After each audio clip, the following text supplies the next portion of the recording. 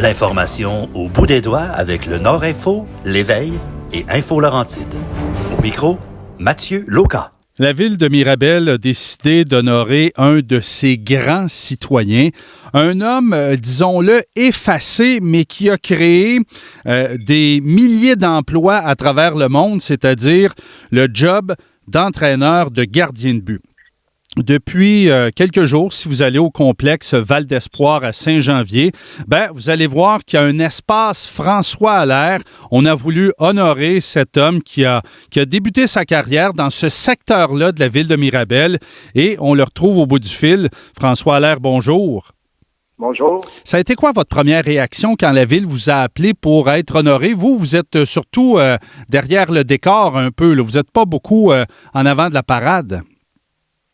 Ben, écoute, par mon rôle d'entraîneur de gardien de but, t'es pas l'entraîneur-chef, hein, t'es peut-être une partie de l'orchestre. Ça fait partie un peu de ma personnalité aussi.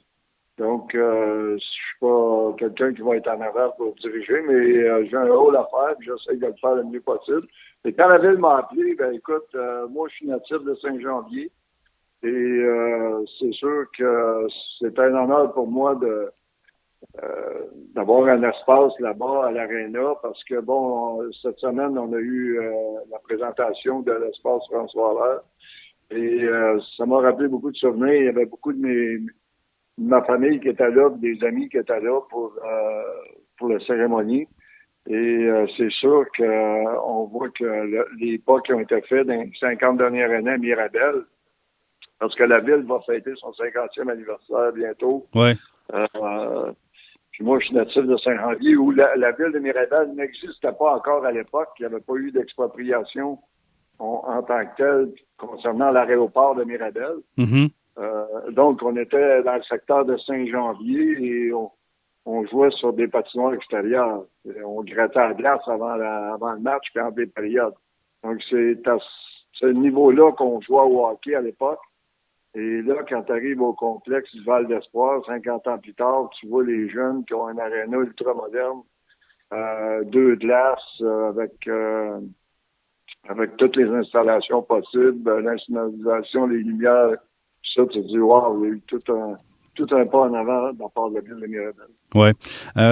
Saint-Janvier, à l'époque, jouait contre qui? Est-ce que c'était contre Saint-Scolastique, Sainte-Monique, Saint-Jérôme? Ça ressemblait à quoi l'organisation du hockey mineur, outre le fait que c'était à l'extérieur? On jouait seulement le secteur Saint-Janvier. Il y avait assez de joueurs à l'époque pour faire une ligue une ligue Bantam, une ligue Midget. Tu sais, à l'époque, tout le monde jouait au hockey. Tu jouais au hockey ou tu jouais au baseball l'été. C'était les deux activités populaires, on peut dire, dans ce temps-là. Mm-hmm. Il n'y avait pas la multitude de sports qui est possible aujourd'hui avec toutes les installations de tennis, du soccer, du ski de fond, du vélo de montagne. Tous ces sports-là qui sont populaires aujourd'hui existaient très peu. Il n'y avait pas d'infrastructure pour les autres sports. Donc, tu jouais au hockey. Donc, on jouait à l'intérieur de notre communauté.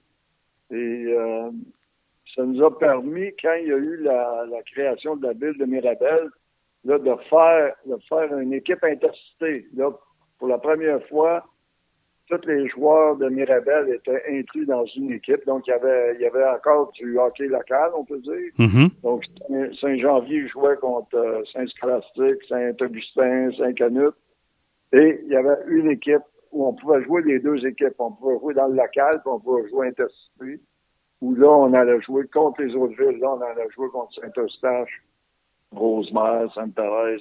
Alors là, pour nous autres, c'était tout nouveau, là.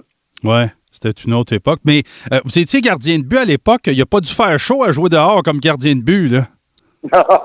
En effet. C'était pas facile quand on recevait une sur les pieds. Ça faisait mal. Oui, puis c'était pas les patins d'aujourd'hui. On s'entend là-dessus, hein? Non, c'était pas les mêmes patins. Puis, on va dire, l'équipement était assez rudimentaire, on peut dire, parce que c'était pas de l'équipement qu'on voit aujourd'hui, là. C'était des vieux équipements qui étaient passés presque d'année en année. Il y avait beaucoup d'années d'usure en arrière de l'équipement. Donc, c'est sûr que quand tu attrapais une rondelle dans le mi-temps, tu étais content de l'attraper, mais ça faisait mal. Oui, c'est clair, c'est clair. Qu'est-ce qui fait ça a été quoi les étapes? Parce que vous avez fait vos études en éducation physique à l'Université de Sherbrooke. J'écoutais une entrevue que vous aviez donnée il y a quelques années, je pense, avec Michel Chabot de Radio-Canada, que vous, là, tous vos travaux étaient basés sur le gardien de but, mais la passion là, entre une patinoire extérieure de Saint-Janvier puis l'Université de Sherbrooke, ça a été quoi le continuum entre tout ça? Écoute, moi, il y a une chose que, quand j'étais gardien de but, j'étais un petit peu choqué de qu'est-ce que les directions qu'on avait, les directives qu'ils nous donnaient. Il n'y en avait pas de directives, il n'y avait rien. Tout le monde enseignait à tout le monde, sauf aux gardiens de but. Si tu allais dans le filet, il n'y a personne qui disait rien. La seule affaire qu'il disait, reste debout, couvre tes armes. Ouais. Mais ça, c'était trop restreint, c'était incroyable. Puis je me disais, il y a sûrement moyen de faire autre chose, il y a sûrement moyen de trouver autre chose. Puis vers l'âge de 16 ans, quand on a eu le hockey intercité, puis on a commencé à jouer contre d'autres villes, je me suis mis à m'informer, puis à essayer. Je regardais des matchs, je me rappelle, j'étais jeune, je regardais des matchs de hockey avec un livre, puis j'essayais d'écrire des notes, de prendre des notes, quel gardien fait telle chose, tel gardien fait telle chose. Mm-hmm. J'essayais de voir qu'est-ce qu'il y avait peut-être possibilité d'apprendre ou de donner des recommandations à d'autres gardiens de but parce que je sentais que notre profession c'était très, très rudimentaire comme enseignement. Donc, il y avait une niche là-dedans, puis c'est à partir de là que j'ai commencé à essayer de regarder ça. Il y a Jacques Plante qui avait écrit un livre à l'époque que je me suis mis à lire compulsivement pour essayer de découvrir qu'est-ce qu'il pensait en arrière de qu'est-ce qu'il écrivait. Puis ça, je me disais, le seul moyen que je peux me rapprocher d'enseigner aux gardiens de but quelque chose, c'est d'aller étudier en éducation physique, parce qu'à l'époque, il n'y avait pas d'autres sources d'information, il n'y avait pas d'Internet, il n'y avait pas de YouTube, il n'y avait pas de tout ce qu'on possède aujourd'hui pour avoir les logiciels et tout. Donc, je me suis allé à l'Université de Sherbrooke, puis c'était le choix pour moi qui était le plus sensé pour me rapprocher de comment je peux étudier au niveau des sports pour voir qu'est-ce qui se passe. Donc, c'est sûr qu'une fois arrivé à l'université, ben là, on avait des cours en statistiques. J'essayais de trouver des statistiques de gardiens de but. Tu avais un cours sur l'entraînement hors saison. J'essayais de faire l'entraînement hors saison des gardiens de but. Psychologie, j'allais à la psychologie du gardien de but. C'est sûr que j'avais pas beaucoup de références. J'essayais d'imaginer des choses. J'essayais de voir, moi, ce que je faisais, comment je pouvais mettre ça par écrit. C'est sûr que les professeurs me demandaient tout le temps où tu as pris tes références, ouais. C'est quoi tes références. Je n'avais pas de références, j'essayais juste d'inventer quelque chose. Mais il y en a qui étaient compréhensifs. Oui, il était compréhensif sur les notes. Mais à l'époque aussi, un gardien, un style. Moi, je me rappelle de Mike Palmateer, c'était le two-pad slide. Là, bon, Dryden était totalement debout, Larocque aussi. Comment est-ce qu'on fait pour colliger tout ça puis avoir un semblant de continuum dans une colonne vertébrale pour développer éventuellement ou améliorer le style papillon? Oui, disons que c'est... Moi, un des événements, quand j'ai fini l'université, dans les années 70, c'était encore, comme tu dis, s'il y avait 40 gardiens de but dans la Ligue nationale, il y avait 40 styles différents. Chacun y allait selon ses capacités, selon s'il avait vécu dans telle partie du pays, il jouait de telle manière. S'il avait vécu aux États-Unis, c'est d'une autre manière. Au Québec, d'une autre manière. Il y avait autant de styles que de gardiens de but, on peut dire, à l'époque. Moi, puis nous, on a été élevés dans la méthode canadienne. Donc, la méthode canadienne, à l'époque, c'était facile. C'était reste debout, couvre tes angles. Ouais. Et après l'université, je suis parti en Europe. J'ai été voir des écoles de hockey là-bas. J'ai été en Suède, j'ai été en Allemagne, j'ai été en France. Puis là, je me suis aperçu que partout, il y avait d'autres méthodes. En Suède, ils enseignaient d'une autre façon. En Allemagne, c'est une autre façon. En France, c'est une autre façon. Et là, je me suis dit, on est libre de faire ce qu'on veut, dans le fond. Donc, je vais essayer de créer quelque chose par moi-même et non pas essayer de prendre ce qui existe, parce que moi, ce que j'avais vécu comme gardien de but, je voyais bien qu'on s'en allait nulle part avec ça. On pouvait pas faire des bons gardiens de but avec ce qu'ils nous enseignaient. Donc, je dit, je vais y aller avec ma façon de faire, parce que en France, ils ont le droit de le faire. En Suède, ils ont le droit de le faire. En Allemagne, ils ont le droit de le faire. Moi aussi, je vais être libre de créer ce que je voulais faire. C'est à partir de là que j'ai commencé à explorer des nouvelles pistes, on peut dire, puis je me tenais loin du modèle canadien. C'est ça que je voulais faire. La première chose, c'était m'éloigner de ce qui existait pour vraiment créer quelque chose de nouveau. Mais là, ben, vous revenez ici. Je me rappelle de vous comme entraîneur des Pionniers Laurentides-Lanaudière. Vous étiez entraîneur des gardiens de but, mais de cogner à la porte puis de dire « Je veux être entraîneur des gardiens de but », on a dû vous regarder un peu de travers. Oui, effectivement. Mais ce qui est surprenant, c'est que, bon, il y avait Guy Diotte qui était l'entraîneur. Après ça, c'était Frank Vanelli. C'était bizarre parce que le monde, dans le fond, il disait, bon, un entraîneur gardien de but, il n'y en a pas ailleurs. OK, on va essayer ça. Ah oui? Là où ça se gâtait, c'est quand je demandais, ben là, il faudrait que je sois payé. Oh, OK, là, ça passait moins bien. Là, ça répondait un petit peu moins bien, ou ça répondait vraiment bas. Donc, on passait des années à coacher les jeux de 3A. On était payé 500 $ pour l'année. Ça ne payait même pas le gaz. Ben non, c'est clair. On n'était pas payé cher de l'heure. Mais on apprenait des choses. En tout cas, c'est d'être sur la glace puis en faisant des essais, des erreurs. Parce que moi, j'ai beaucoup travaillé au niveau des essais-erreurs. J'essayais d'emmener des nouvelles choses aux gardiens de but. On essayait des choses. Ils me disaient, non, ça ne fonctionne pas. Oui, j'aime ça. Non, j'aime pas ça. Et là, petit à petit, on a rajouté des pièces au casse-tête pour essayer de faire un système qui devenait de plus en plus complet. Et là, ben, après les Pionniers, ben, Pierre Kramer, un gars de pas trop loin des Basses-Laurentides, là, de Laval, vous a donné une chance. Et là, ben, ça a été le tremplin.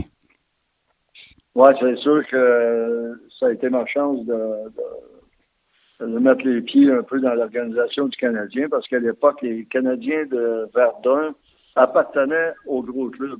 Ouais. Appartenaient au club de hockey canadien. Donc, là, on commençait à avoir un petit peu possibilité d'aller voir les entraînements du Canadien. Des fois, on rencontrait des membres de la direction, Serge Chabard, Jean Lemaire. Donc, je me mettais un petit peu les pieds on peut dire dans la porte. Ouais. Puis, vu que l'équipe appartenait aux Canadiens, ben, quelquefois, il y en a même qui nous demandaient notre opinion sur... je me rappelle une année, on avait... l'année où j'étais avec Verdun, avec Pierre, on avait 2 gardiens de 17 ans. Mm-hmm. Donc, on avait Vincent Riendeau et Troy Crosby, qui est le père de Sidney. Sidney Crosby. Donc, c'était mes 2 gardiens de but, 2 17 ans. Et on avait eu une bonne saison pour avoir eu 2 17 ans. On avait fait des séries, etc. Donc, ça avait bien été. Et là, je me rappelle que la direction du Canadien nous avait demandé quel passé on va repêcher un gardien de but en 5e, 6e ronde. Qui vous pensez qu'on devrait prendre entre Crosby et Riendeau? Et moi, j'avais dit, je pense que Riendeau a plus de possibilités, il apprend mieux, je trouvais qu'il y avait une possibilité pour lui de faire le pro. On dit, OK, d'accord, c'est bon, on aime ton opinion. Et quand j'arrive à la draft, parce que la draft le repêchage était au Forum de Montréal. Mm-hmm. Donc, on était dans les estrades, j'étais avec mes deux gardiens de but. Et là, le Canadien avance sur le podium pour annoncer qu'il repêchait un gardien de but. Moi, je m'attendais qu'elle repêcher Riendeau, parce que je leur avais recommandé Riendeau. Ils ont repêché Crosby. Ah ouais. Donc, je veux dire... Et là, c'est là que Vincent Riendeau, c'est sûr qu'il ne l'a pas pris. Puis il a quitté le Canadien junior pour aller jouer dans la Ligue collégiale 3A à l'époque. Oui. Il a été joué à Sherbrooke avec le collégial 3A. Et moi, l'année d'après, je me suis retrouvé avec les Canadiens de Sherbrooke dans la Ligue américaine. Et là, on a eu des blessures au poste de gardien de but. Puis là, j'ai passé, j'ai dit, hey, nous, on pratique à l'aréna. L'autre côté de la rue, c'est le collégial 3A. J'ai été voir l'entraîneur. J'ai dit, je manque de gardien de but. Tu peux-tu me prêter ton gardien de but? Vincent Riendo va te connaître.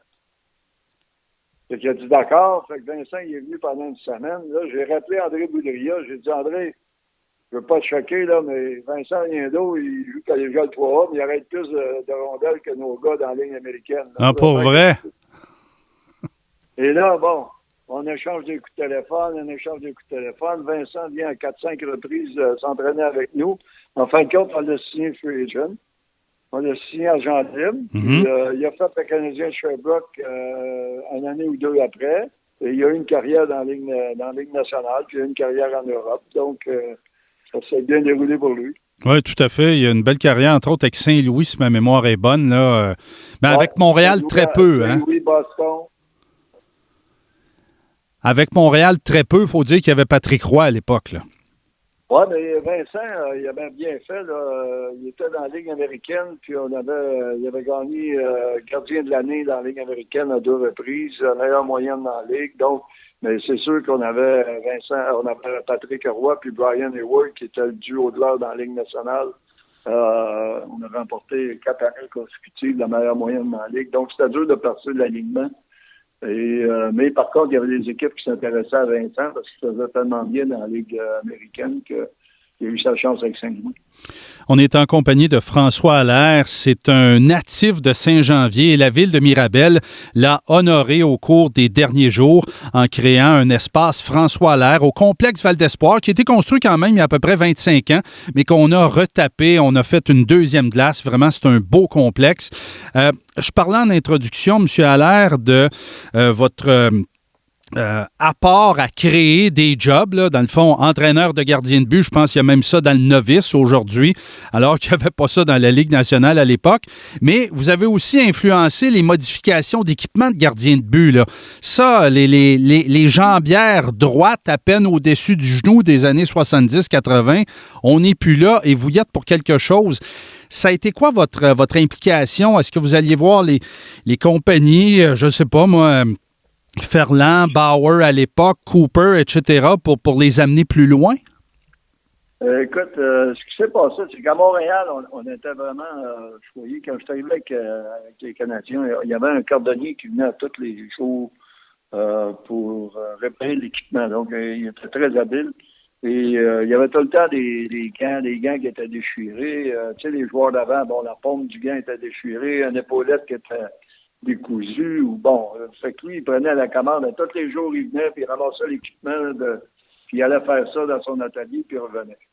Fait que, à ce moment-là, on s'est mis à étudier un peu, parce que quand Patrick est arrivé dans la Ligue nationale en 84, l'équipement n'était vraiment pas adapté pour les gardiens de but papillons. C'était fait pour les gardiens de but qui étaient debout.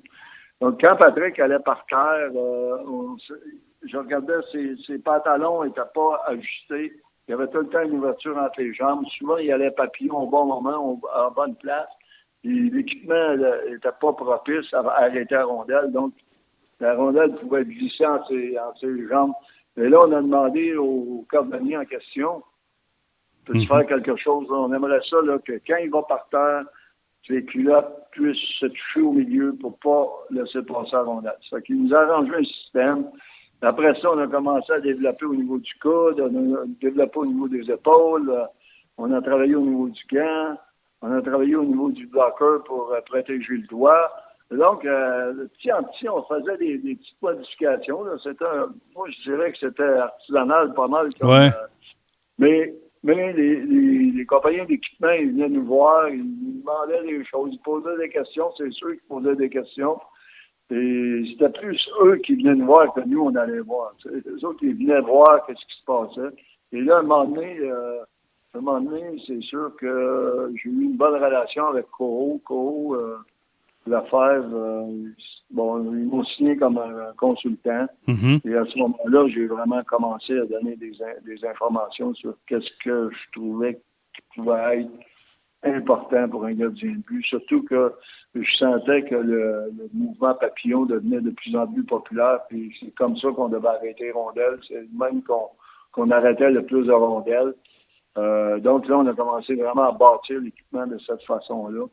Et c'est sûr que la firme Lefebvre à Terrebonne était des gens qui pouvaient écouter et qui avaient vraiment des bonnes idées et qui pouvaient prendre nos idées puis les mettre en pratique au niveau de l'équipement.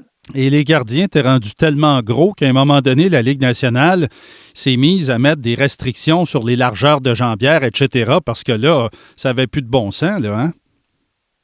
Ben, écoute, l'équipement, on suivait les règlements de l'époque. Les règlements de l'époque permettaient tant de possibilités. Donc, on allait tout le temps, c'est sûr, le plus près possible de la limite. Ouais. Et là, ils ont mis des nouvelles règles. Des nouvelles règles, mais par contre, je peux dire qu'au niveau du gabarit des gardiens de but, même avec les nouvelles règles, avec les nouveaux gabarits qui existent, je veux dire, les gardiens de but sont encore plus gros qu'ils l'étaient à l'époque, même avec les anciens équipements, parce que, bon, à l'époque, des 5 et 9, 5 et 10, c'était commun, alors que là, on voit des 6 et 3, 6 et 4, 220 livres. Même si tu mets des restrictions au niveau de l'équipement, je veux dire, 220 livres, c'est 220 livres. Oui, oui. On est loin de Rogatien-Vachon, on s'entend là-dessus, là. Exactement. C'est un autre monde. Vous avez écrit un livre, Devenir gardien de but au hockey, qui a été édité à quelques reprises. Vous avez été avec le Canadien, les Leafs, l'Avalanche, les Ducks, dans le désordre, évidemment. Là aussi, vous faites partie de l'organisation des Panthers de la Floride avec Roberto Luongo. Qu'est-ce que vous faites exactement maintenant? Allez-vous toujours sur la glace comme c'était le cas auparavant? Non, je ne vais pas sur la glace. Là. Ce que je fais, c'est qu'on a un département de gardiens de but. Les Panthers ont décidé de créer un département de gardiens de but. Donc, c'est une nouvelle structure qui n'existe pas encore beaucoup. Il y a quelques clubs là, qui commencent à avoir cette structure-là. Donc, ce qu'on essaye de faire, c'est un département qui contrôle ce qui se passe au niveau des gardiens de but dans l'organisation. Moi, je suis consultant à Roberto. Roberto est en charge du département. Et là, on essaye de voir comment on pourrait créer un département où on peut partir du recrutement au développement jusqu'au gros club pour faire sûr qu'on a tout le temps les gardiens de but disponibles au niveau de l'organisation pour pas avoir à aller sur les agents libres ou faire des échanges. À l'intérieur du système, on puisse avoir des individus qui sont tout le temps prêts à prendre la relève. Donc, pour ça, il faut des dépisteurs, pour ça, il faut avoir des entraîneurs. Donc, on est tout en train de regarder ces facettes-là pour faire un département où le gardien de but, si on le recrute, premièrement, avoir une méthode pour le recruter, et après ça, aller dans la bonne direction une fois qu'il fait partie de l'organisation pour le mener jusqu'en haut, avec les mêmes directives, le même enseignement, et à faire sûr qu'il arrive au bon moment lorsqu'on a le besoin au sein de l'organisation. Donc, c'est une planification à long terme. C'est complètement différent de ce que je faisais, mais je pense que j'étais rendu là dans ma carrière, dans le sens que vouloir organiser, travailler un petit peu au niveau du management, plus qu'au niveau de la glace. Et à date, je pense qu'après 1 an, c'est sûr que l'an passé, c'était une année spéciale. Oui, on s'entend là-dessus. On ne pourra pas se déplacer, on ne pourra pas aller voir les athlètes. Il y en a beaucoup là, qui ne jouaient pas, donc il a fallu travailler beaucoup au niveau des vidéos, faire beaucoup de Zoom. Mais ça a été intéressant parce qu'on a eu le temps de bâtir un peu la structure. Puis là, cette année, c'est la première année où on peut dire on va vraiment travailler d'un bout à l'autre puis voir qu'est-ce que ça va. Ce qu'on a fait l'an passé, c'est si la structure tient le coup pendant une vraie saison. Est-ce que ça vous amène à voyager? Parce que là, bon, vous êtes officiellement revenu au Québec, vous êtes dans les Basses-Laurentides, mais est-ce que vous devez voyager en Europe, vers peut-être même l'Asie ou à travers l'Amérique, ou c'est vraiment là consultant à distance? Non, c'est consultant. Et, je veux dire, on a engagé des gens qui sont déjà sur place. Donc, on a des gens qui travaillent en Europe pour nous. Il y a des gens au Canada, des gens aux États-Unis. Donc, c'est de superviser ces gens-là, pour faire sûr qu'ils remplissent les missions. On leur donne des missions. Il faut qu'ils remplissent les missions qu'on leur donne. Et maintenant, avec les technologies qui existent, il y a des logiciels qui donnent la possibilité de voir pas mal tous les gardiens de but dans le monde qui sont disponibles. Et il y a des appels conférences Zoom qui sont possibles. Donc, on fait des réunions en Zoom. Donc, personne n'a besoin de vraiment de se déplacer. On peut tout faire à distance. C'est ça qui est extraordinaire aujourd'hui comparativement aux années précédentes. C'est que il y a tous les moyens technologiques pour travailler sans se déplacer. C'est sûr que si jamais on a des décisions importantes, il faut vraiment aller voir, on ira voir. Mais pour l'instant, avec les gens qu'on a mis en place, on est assez confiant qu'on peut travailler de cette manière-là. En terminant, et merci, vous avez été très généreux de votre temps. Vous le voyez où, le poste, l'occupation de gardien de but dans une dizaine d'années? Au cours des 25-30 dernières années, l'équipement a été amélioré, la vidéo est apparue, les spécialistes sont arrivés, psychologues, tout ça. Comment est-ce qu'on peut élever encore le jeu d'un cran d'un gardien de but de la Ligue nationale de hockey? Je pense que c'est possible. Je veux dire, quand on regarde ce qui se passe présentement dans la Ligue nationale, l'évolution est très, très rapide, beaucoup plus rapide qu'avant.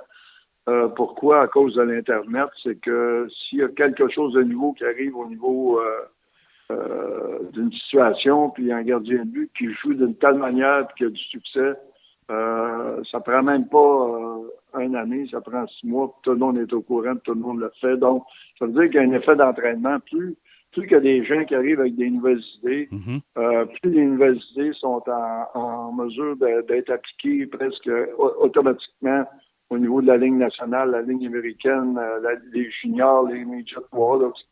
Ça va très, très rapidement. Mais moi, je pense qu'il y a encore beaucoup d'étapes où on peut améliorer le gardien de but. Puis je rêve au temps où ce qu'on va voir un gardien de but qui va arriver sur un 2 contre 1 ou un échappé, puis le joueur va traverser la ligne bleue, puis le gardien de but va se mettre en papillon, puis il va l'attendre, puis il va faire le jeu, il va réaliser le jeu en papillon. C'est-à-dire que du départ du jeu, le gardien de but va déjà être sur la glace. Ah ouais? Et là, il va faire l'arrêt. Je pense que ça va être la prochaine grosse révolution. Ça ne se fera pas tout de suite, mais ça va se faire, je pense, d'ici une dizaine d'années. Les gardiens de but, la rondelle va pénétrer dans la zone offensive et les gardiens de but vont se placer en position papillon. Il va suivre le jeu en papillon sur la glace jusqu'à temps qu'il fasse l'arrêt, qu'il puisse geler la rondelle. Pourquoi? Parce que la plupart des buts sont comptés dans des transitions de mouvement. Entre le gardien de but debout et le gardien de but papillon, c'est là que les buts sont comptés dans la transition entre un mouvement et l'autre. Entre un mouvement ou ce qu'on appelle one pad down et papillon, ou debout papillon, ou etc., etc. Quand il y a des changements, des transitions entre les mouvements, c'est là que les buts sont comptés. Et non pas quand le gardien de but est en position.